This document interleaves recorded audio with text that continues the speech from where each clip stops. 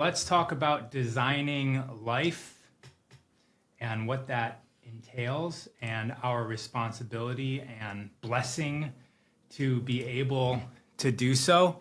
So if you guys are out there, let me know in the comments a time in your life where you have designed it, where you have intended on something to be and then it came to be.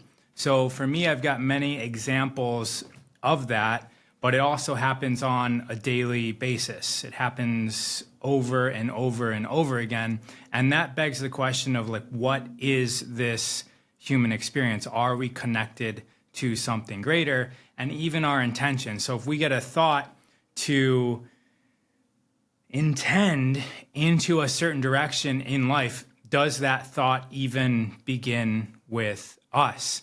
There's this good analogy. There's many different analogies, but there is one regarding a wheel. And if you imagine a wheel and you imagine the ground, right? The wheel's rolling, but the experience that the ground has of the wheel, that's where it's all happening, right? That's where the expression of the wheel is being fulfilled. It's when that wheel is in contact with the ground, and it's that motion perpetually that the ground experiences. And that's the whole point of the wheel, right? Is to carry some sort of item forward. And so the thing with the wheel, the very edge, the surface of the wheel hitting the ground, is that it happens in a moment. That wheel's in expression, or that point is in expression on the ground for a moment, and then it's gone, right? And we can think about the moments in our life that way. We can even think about our life that way. That we are happening, like that, the surface of the wheel hitting the ground, and then eventually we are gone. But we are part of this bigger wheel, right? Like there's the center of the wheel, there's the rims, there's this whole other mechanism that makes us up. But our life is that one moment, that moment of expression of where that surface of the wheel hits the ground. I also had a similar vision of that in regards to just watching a fire. When you're watching a fire burn, when you're watching that flame is happening in one instance. It's there, visual, I experience it, we can experience the flame, and then it's gone. And the question is, where was it before and where does it go after? Because it's still existing. And what is it connected to? And the answer to that is that the flame is an experience of light, and light cannot be created or destroyed. It's essentially all-knowing, all-powerful, and in all places. Light is permeating everything. And I'm saying this because if we look at this, number one, we're going to get into the light, right? Which I feel like we could talk a little bit about today. I have a comment here. Be a small wheel or a big one. Small one makes noise and doesn't get far. Big one is silent and with one turn goes far. The God is the biggest wheel. Saint Nikolai Velimirovic. I don't know how to pronounce that last name, but the comment's gone. Was I talking about fire? Yeah, when I was looking in the fire, I could see that this is a result of, from a physical standpoint of this dimension. It comes from a tree because wood was burning, and that tree was existing to collect minerals from the ground, hydrogen and oxygen from the water in the ground, light and air from above to gather all of that into its wood. And then that created that spark, that flame. I am a lesbian, I finally understand. Perfect comment, I'm sure. But like, where does the light come from? Where does the air come from? Where does the minerals come from before they were what they were here and now? And that's a question that is kind of mind-boggling when we actually think about where light comes from and where all of these other elements that make us up come from, in order for us to have an expression of here and now. Here meaning in three-dimensional space, and now meaning within the context that we call time, which isn't actually how it works. And then when you break down that all of these moments of our life are happening so that we can have this moment of now and we can have this perception of time, it starts to also beg us to ask the question of why. Why are we having these moments? Why are we having these experiences? What is the point? What is the point? And the reason why I'm thinking about this is because there's a it's not really viral, but there's a thread going on right now having to do with narcissism and a lot of people commenting. We're not going to get into that topic, but we're going to get into the topic of like the things in life that challenge us and our placement in that. Because just like you can make a vision board, that's how I started this conversation off, wasn't it? Life design. So that's that's the whole point of this. If we are designing life every single moment of the day, and you can do it with things like a vision board, we can do that. We can set a vision, set an intention, and that also is like, where did this intention and vision come from? But who out there has made a vision board or wrote something in a journal or wrote a check to themselves? I've written checks to myself that were in amounts that I didn't know where they're going to come from, and with a date that it came from or that it was supposed to come to, and it's happened. So has anybody else out there done that before? And if you haven't, why haven't you? I'm waiting for comments on this one. A memory board is also really cool. So there's vision boards where we're setting what is to be in the future. We're aligning our intentions, our emotions, our mind, and hopefully our actions to that. And then there's also something that I invented. So Colleen says that she does it yearly. Has anything ever came true on that? Actually, my now wife had Jason Momoa on her vision board when I had short hair. And she found her vision board later on. And then I looked like I had hair all on my face too. But then I looked like, essentially, not saying I mean, people used to call me Aquaman and stuff, especially when I was driving around a blue car with 3 wheels and no roof. But essentially looked similar to that. And somehow I was a manifestation of hers. Yes, put Italy and Greece on my vision board, was there within the year. Great. When we set a vision board, that's setting an intention. What I've come to realize is that our minds, our thoughts, our emotions are essentially like vision boards themselves. So if we are constantly thinking one thing, I hate my job, I hate my job, I hate my job, and then we find data and verification of why our job sucks, then every single day we manifest a job that we hate. And even if we switch careers, that is the imprint that we have in our mind, and we continue to create. And this is another reason why opening up the body is so important, because in our fascia, in our tissues are the issues from our life. Our body doesn't just store information in the brain. The body is also the brain. So think about our entire unit as capable of processing life. And so if you're sitting in a chair for the last 17 years, there's stagnant energy in parts of your body because of lack of movement, lack of expression. If you have been walking around like this, because why? Why would you walk around like that? It could be because you're looking at your phone all day or reading, but also this position signals protection. This is the body's protected. If you guys just bring your fists up like this, you're going to feel something. Like immediately I feel safe, but I also feel like I'm preparing for battle.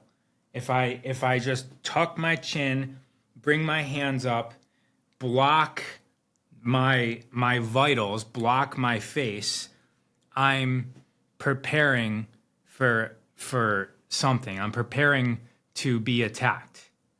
And if you guys take this position, you guys may have either read a book or seen a TED Talk about power position. If we stand with our arms up and our heart open and actually lift up the heart, and see if you can take your pelvis. If your pelvis is anteriorly rotated, which means that the front of your pelvis is dipped down, like if this is the front, see if you can pull up your navel point and bring your pelvis to flat. What that's going to do is expose your genitals a little bit more, right? As opposed to them being completely tucked underneath you, like a dog with its tail tucked, protecting itself. You're actually bringing your navel point in, your chest is opening up, and you're exposing your genitals. Your head is held up, your chin is still parallel to the ground, but it's expansive here, exposing vitals, exposing, this is very vulnerable right here. So when we're in this position, what do you feel like? Now, I said I felt safe here. Safe isn't, did I say safe? I think I did say safe, but mostly what this feels like is protective. Protective because I'm scared. This feels vulnerable. This feels, but I don't, like, that's like such a distant emotion for me. This actually feels confident and powerful, where something like fear doesn't even matter.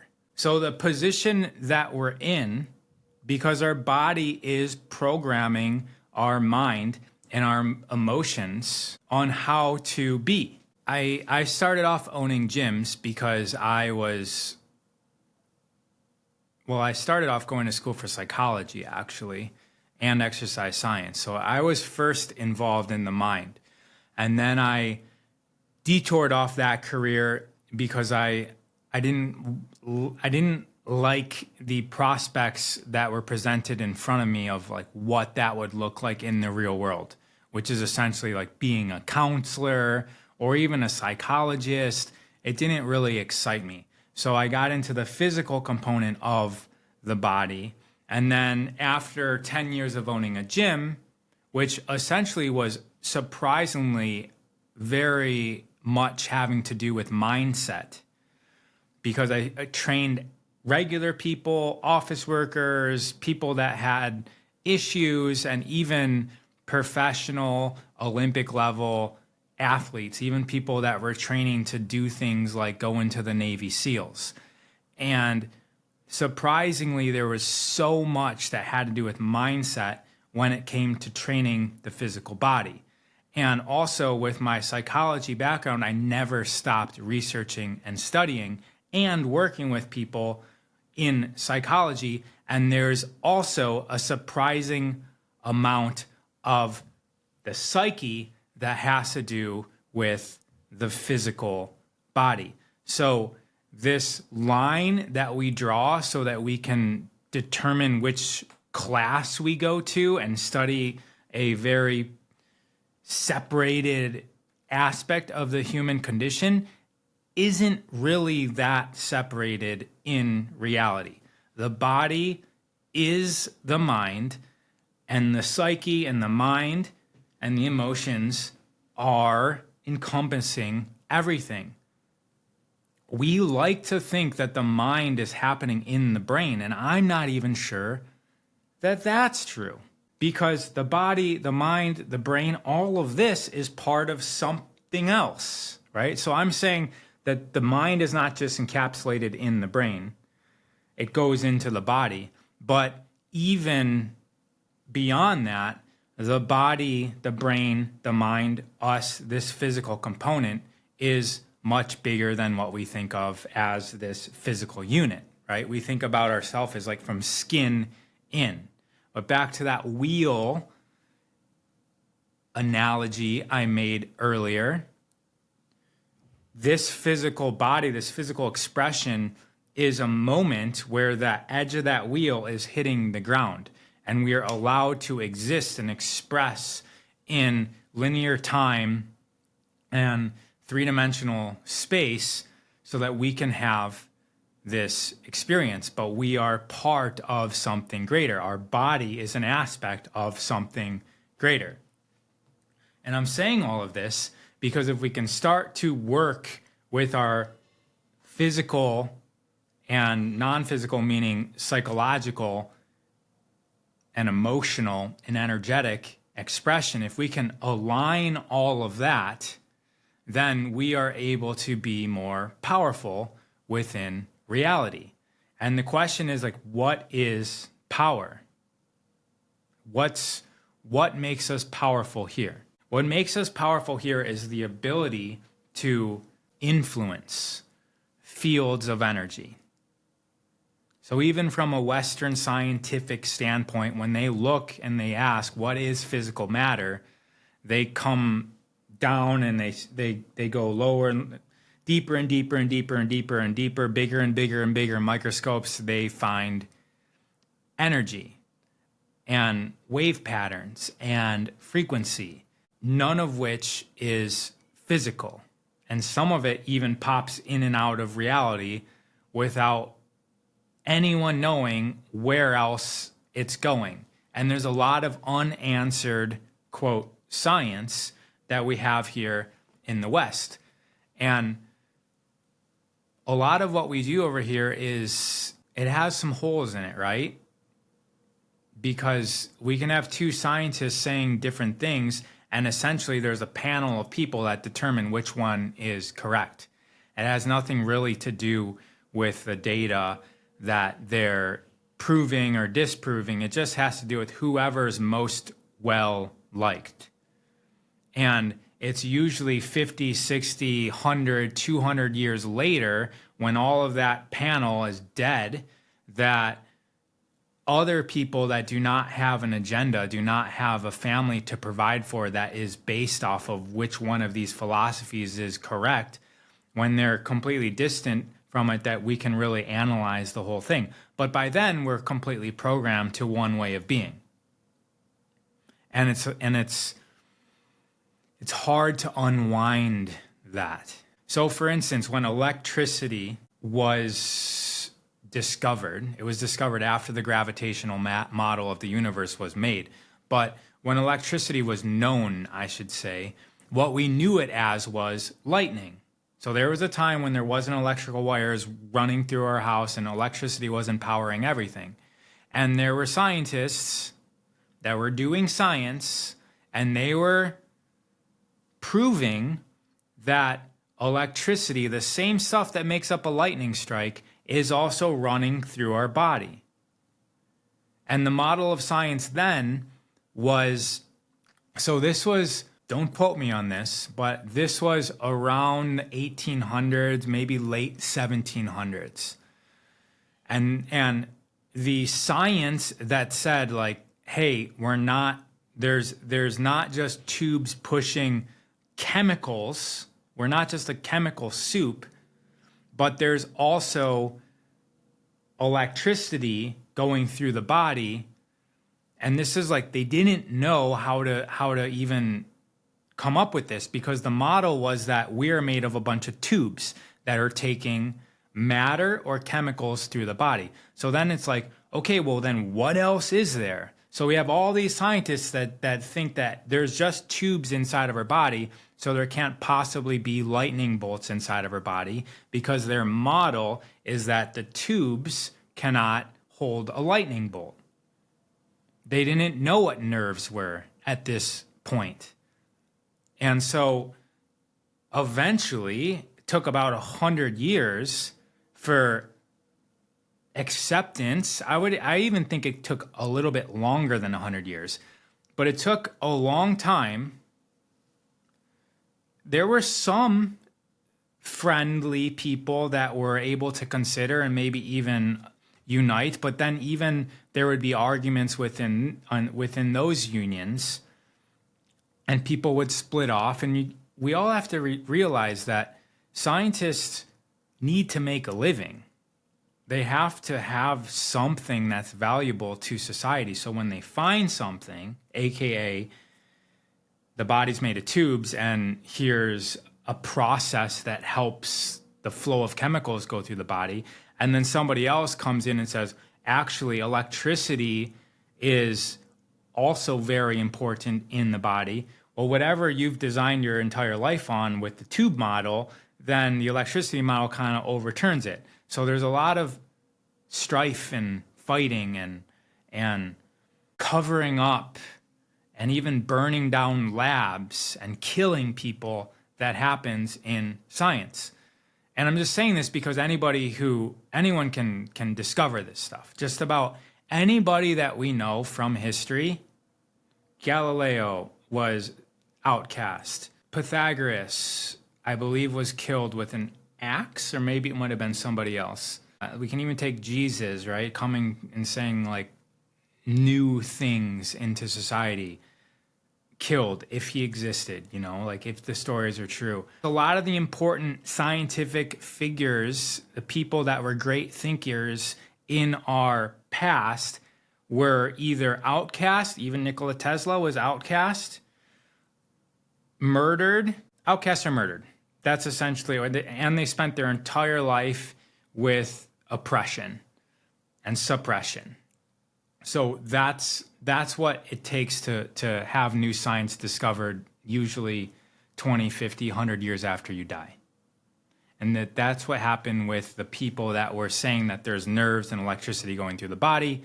And so I'm saying all this because the way that we, as somebody who's been studying the physical body, the emotional body, the psychological body, the energetic body for my entire adult life, there's so much that is unknown to mainstream science and even covered up to mainstream science. And it's very exciting. It's very exciting because once we're open and aware to how this reality and how our body works, it's almost like you get a superpower. And so what is one of these superpowers? One of these superpowers is making a vision board, setting an intention, and watching somehow reality harmonize around you. Why is it harmonizing? Remember I said what power is? If we have alignment, so if we are holding ourselves in posture, physical posture, remember I said the body is the mind and the mind is the body. So physical posture is part of that. If we make on our vision board or on our intentions, CEO of a company I created, and we're still walking around like this, sleeping in every day, taking naps during the day, and not saying that this isn't hustle culture. This is just, you're not living. You're living at a low brightness, like your luminosity is low. And when you walk into a room, you're being pressed upon. You're a depressed version of self. That's not in alignment with your intention. So that's one example. The way that you hold yourself, the way that you walk into rooms, the way that you greet other people, is that in alignment to the intention? And what's even also important is how we think about ourselves. So how we hold ourselves, this is our posture. This versus this. Are we walking in alignment with our desires, with our intention? Do we have a smile in our heart because things are going our way? Because there's a knowing sense of self? Are we open when we interact with others? Are we able to see their full potential, their totality? Because we've come to realize in ourselves that we are a process that is happening. We are a verb. We are happening. The quote, mistake we made yesterday doesn't define us today. In fact, that allowed us to learn to be who we are today. And we're able to look at people who even trigger us, and we're reminded of what we're working on because they're triggering within us something that is there. Now, the thoughts in our head, how does that come up to that, right? So if we're holding ourselves in this posture, you know who holds himself in this posture? Con men, right? Con men stands with confidence man. They have lots of influence in reality, and you can get a long way by just being happy, friendly, smart, witty. You can do that. But what's the intentions in the mind? I'm going to erase the con man thing and just rewind. Let's not go on that thread. But what are we thinking about ourselves? Are we holding ourselves like this with the words that we're using to describe reality? Or are we walking into places and picking at all the things that are wrong there? Oh, that's dirty. That person's ugly. You know, I used to own gyms, right? So I was very fixated on physical appearance. And I used to, 20 years ago, look down on people if they weren't in great physical shape and they weren't eating perfectly. And I used to think that they were disrespecting evolution, and there would be a part of me judging them. And essentially what I was doing was I was nitpicking and judging reality, which is essentially judging and nitpicking and talking down and deteriorating myself and my existence, because all of this is existing with us. Sometimes I can say for us, but all of this is existing as us is actually the more accurate term.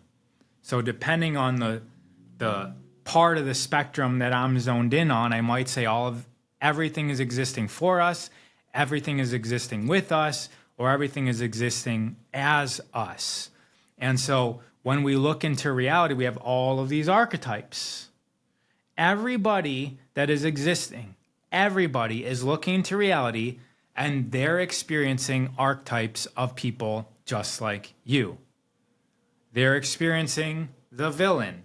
They're experiencing the person who's overpowering and steals their energy. They're experiencing the energy, I already said that. I was going to say energy vampire, but they're experiencing the person that they hate. They're experiencing the person that they love. There's all of these characters in all of our realities that are existing as us. And we are all of those characters in other people's stories. So when we're looking out and we see a villain and we hate that person, we're really just hating ourselves. Is just the word to use in that sentence? We're really just hating ourselves. We're really, on a deeper level, profoundly hating a part of ourself that we witness within that person.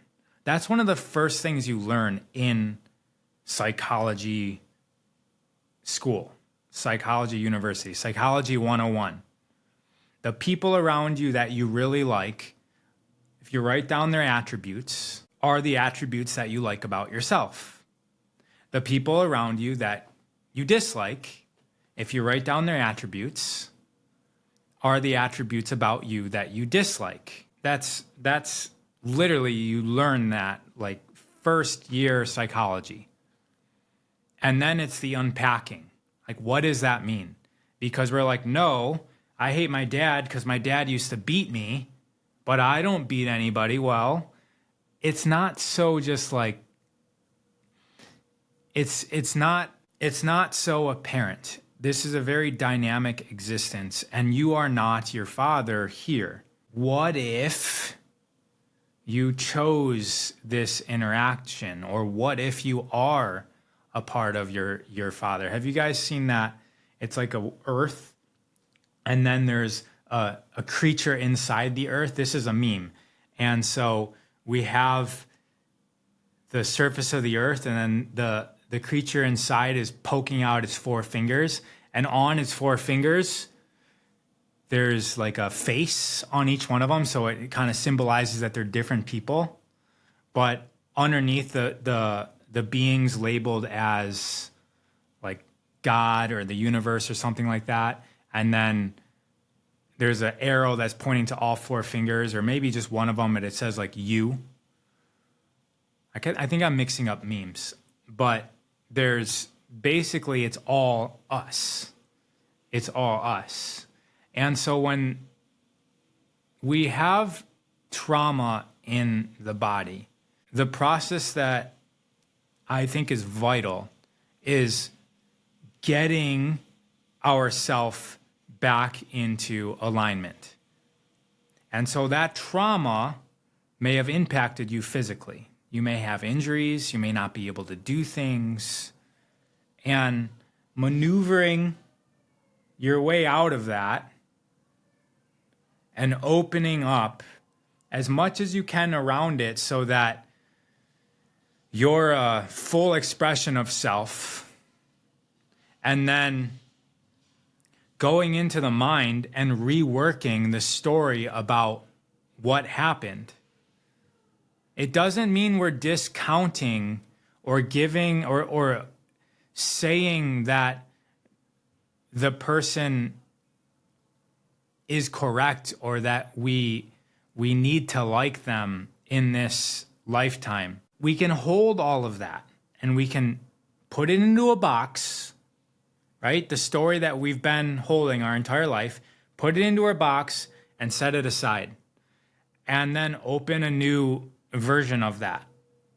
And when we open a new version of that, we can create how this event or this person, I need to be careful here because there's a lot of people that absolutely think that what other people do is wrong and negative.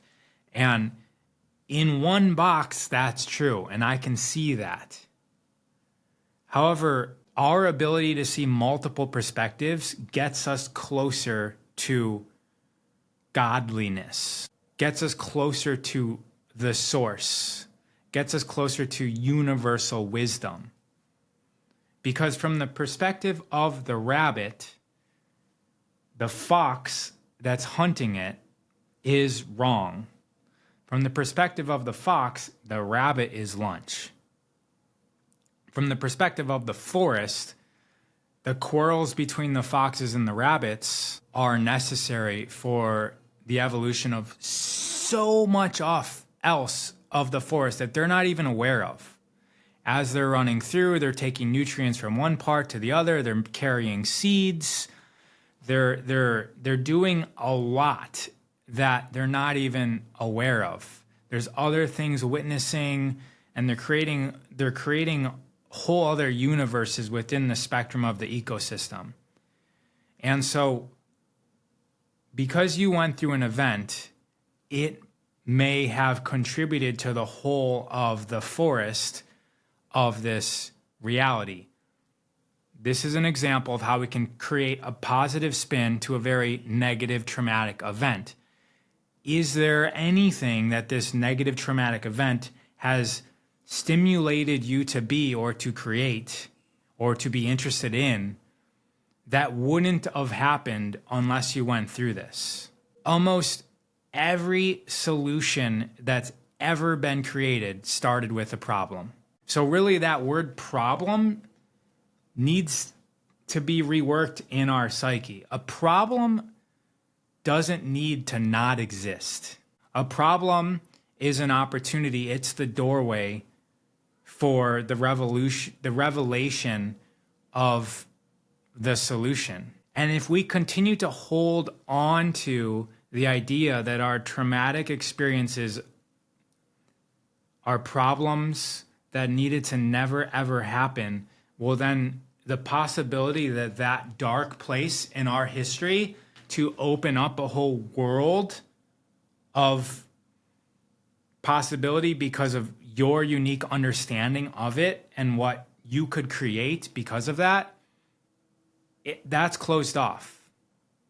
And that expression from that trauma doesn't ever materialize. It doesn't ever manifest. It doesn't ever express. Which means what? It gets depressed and packed into us. And it weighs us down, and we carry it. And the more that we're carrying, the harder it is to be present. And the less we're present, the less aligned we are with now, and the less power we have, and the more likely you're going to create exactly from holding on to this box, because this is the lens that you're seeing life through. And it might not happen. We're trained to learn something this week, take a test next week, take a test next week, do something this week, get a paycheck next week. It doesn't necessarily happen like that. The wisdom could literally materialize and manifest 40 years later in a conversation with a grandchild. And so a good question to ask yourself when you're in a hard space in life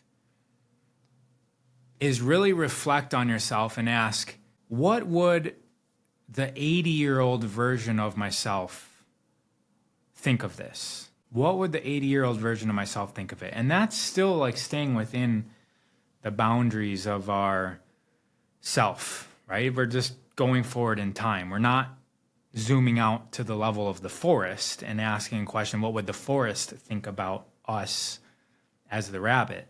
What would the forest think about the fox? We're not doing that. We're just thinking, what would the more wiser version of us think about this? Would they be stirred up as much? Because we all right now can think about how we were when we were 14 years old and what we cared about with absolute importance and energy. And so in every moment, the invited way of being, I almost said goal, but goal essentially means that, does target work better? No, it's just an invitation. Everyone's perfect as they are. The invitation is in every moment, in every moment there's choices.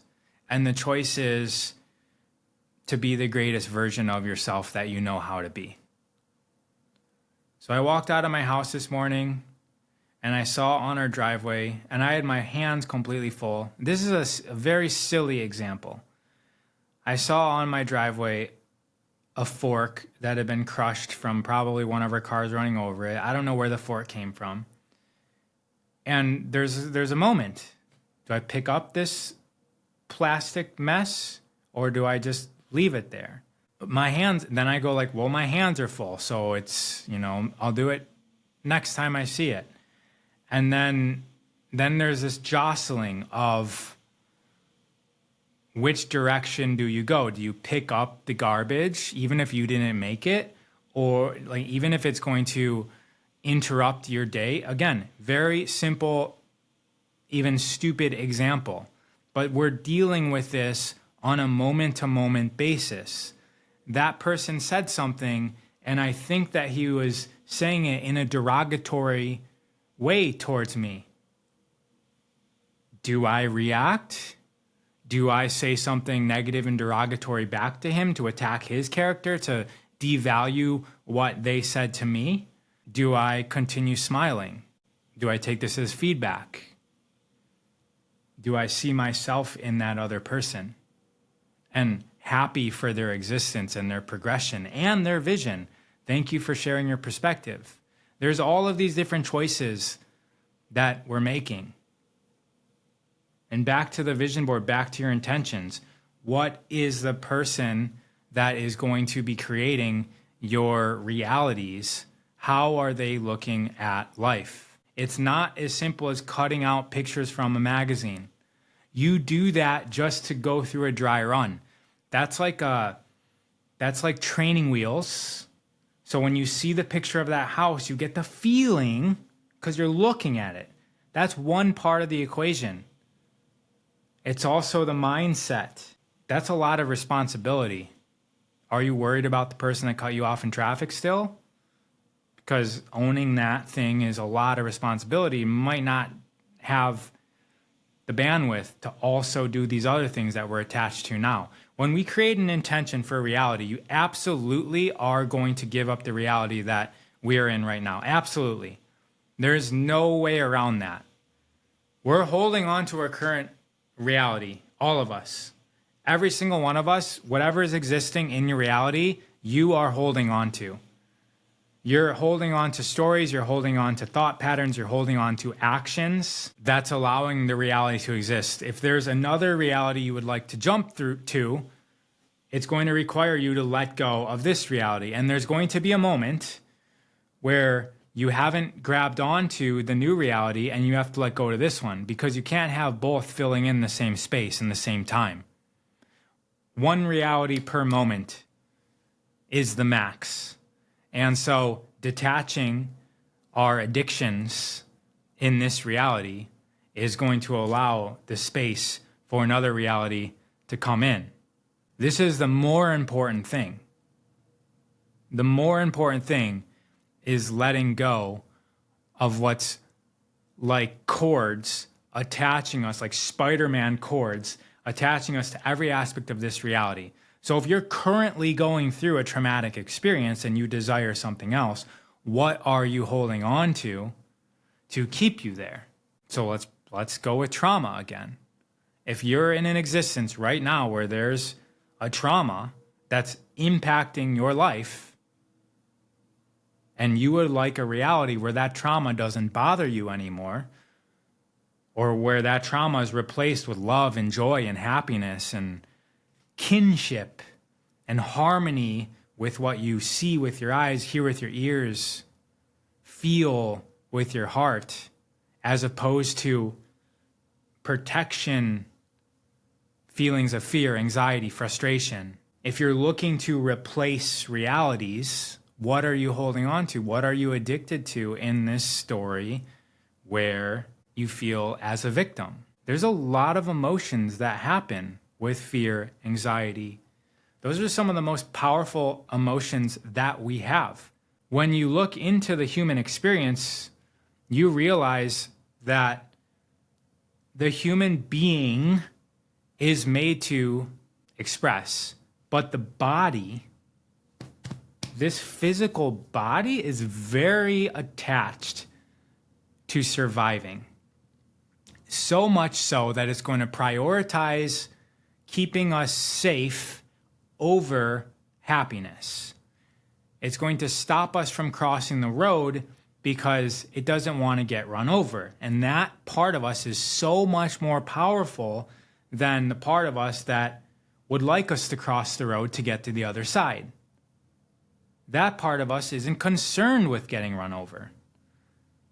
So there's part of us that's saying, no, don't cross the road, you're going to get hit by a car. There's part of us saying, I would like to go to the other side to see what's over there. And then there's, if you have a relationship with those two parts of us, you get a grander perspective of both of those. And you can be in the experience of it all. And if you're in the darkness right now, it's really difficult to just forget about it. Okay, you're saying detach, so I'm just going to detach. Oh, but it's still there. Yes, it's, again, a dynamic process. I personally like to take people through drills and exercises where we override the experience, because just emptying, just detaching, just telling ourselves, don't think about that, that basically makes us think about it. And so an example of that is what I did earlier. And what I did earlier was say, put your current scenario in a box, and are you able to look at it from another perspective? And if you're focusing on that other perspective of how is this good for me? How is this good for society? How does this contribute to the whole of existence, and you're focusing on that, now you're attaching to this story. There's going to be less of you that can attach to the other story. So that's why I said put it in a box, put it aside. You don't need it now. are you able to rewrite a different story? And you literally can rewrite it. You can journal out your experience as it happened, how it impacted you.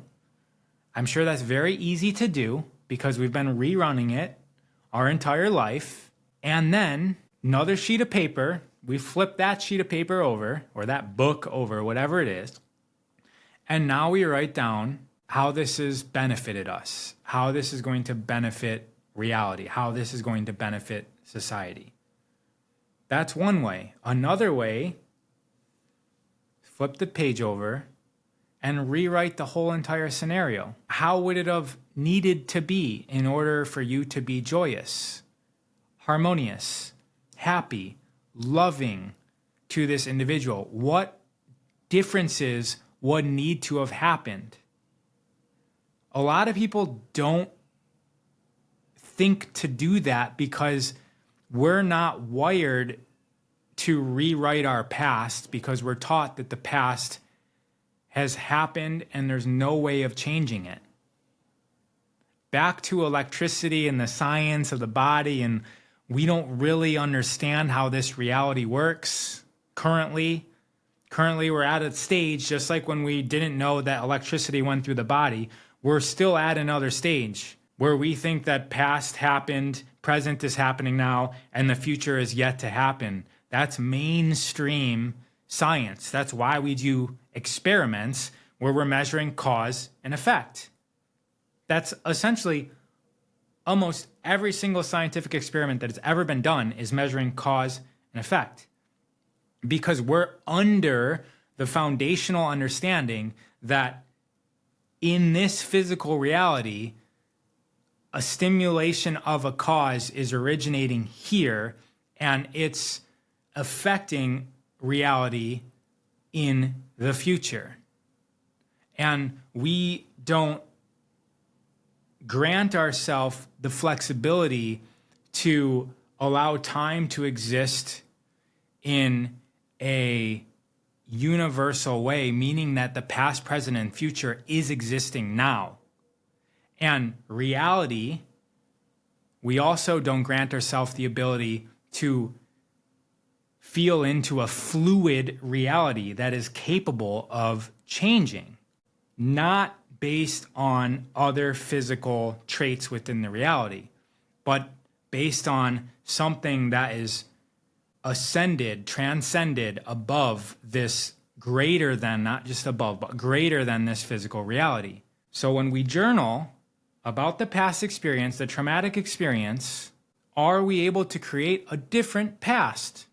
Are we able to, just like we create a vision board and we get the training wheels of feeling into that, are we able to create a different past to train us, like training wheels, how to feel harmonious with where we came from? You see, because we think about the past is not happening anymore, but it is happening if we're holding on to it. If we're holding on to the trauma, it's absolutely happening now. You're connected to that reality. It's happening. You're holding on to it. You're dragging it with you. So what do we do about that? What's the alternative reality? Do you know what that is?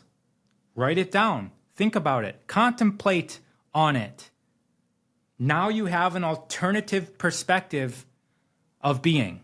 And if you practice this, it may not work the way that you were hoping for the first time because you have no concept of what it's supposed to do. But as you practice it again, and you practice it again, and you practice it again, you'll start to feel like, oh, maybe like it's a new sensation. And you get better and better and better at it through repetition. And when we learn to rewrite our past and how we feel about it and how we relate with it, we can absolutely rewrite our current present moment, and then we can rewrite our future. We can rewrite our relationships, and this is how we create a harmonious reality. This is how we embody creatorship. All right, everybody. I had an amazing time. I'm going to end there. I'll be in Prague next Saturday. doing an event if you guys are around Prague. And I will then be in Ireland the Saturday after that. So it's the 15th and the 22nd of June. I will be with the Human Garage crew, and we're doing events there. And I've been opening.